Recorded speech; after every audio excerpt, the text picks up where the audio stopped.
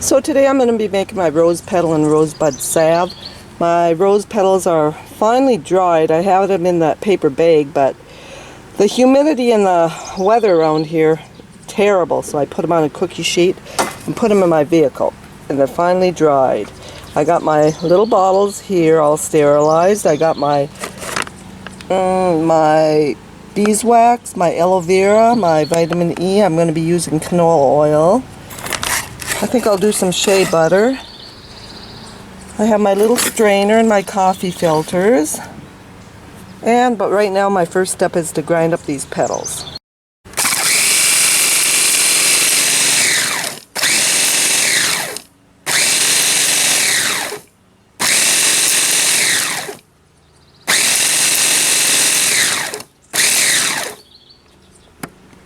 Alright, that looks good enough. Alright. Okay, now I have them all put in my mason jar. Now I'm going to get my little burner here going, and I have my little pot here with probably 3 cups of water in. And now I'm going to lay this pot holder in the bottom so my jar don't crack. And then I will be adding oil.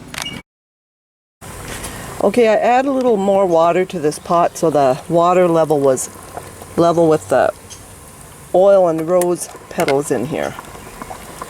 And then I'll turn it down and just let it simmer like I said, but probably every half hour I'll check to see if this water level goes down, and I might have to add more water.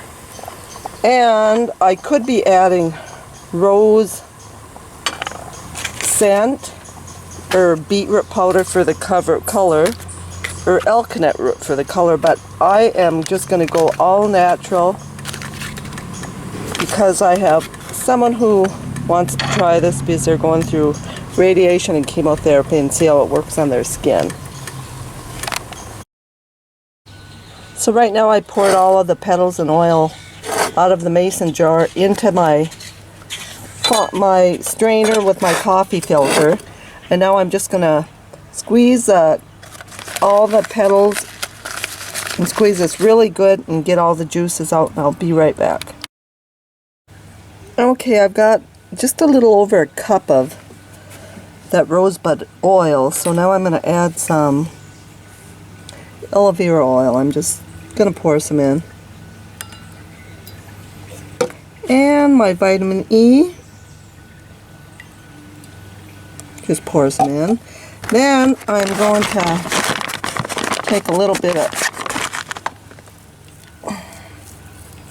shea butter and put it in. Okay.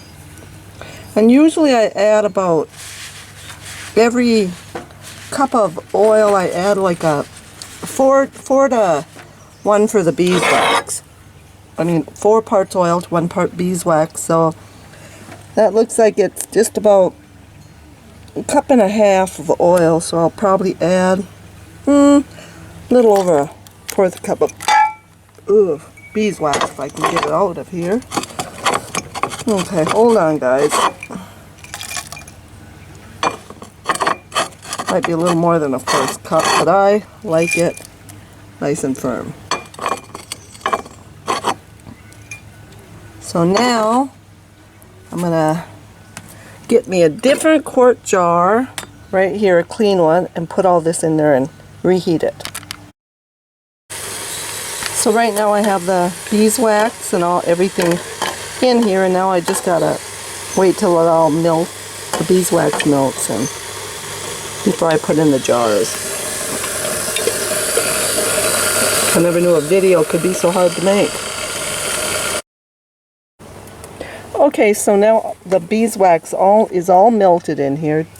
Now, I see a little bit, but now it's mainly all melted, but it took like 15 minutes to get her done, to get her melted. So now I'm going to be pouring her into,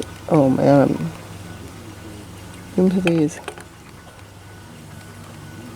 jars. It's kind of hard.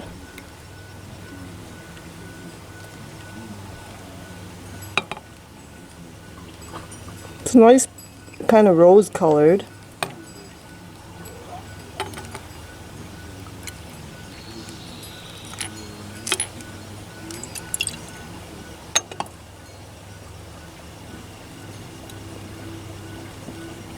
Well, that one's kind of much in there, but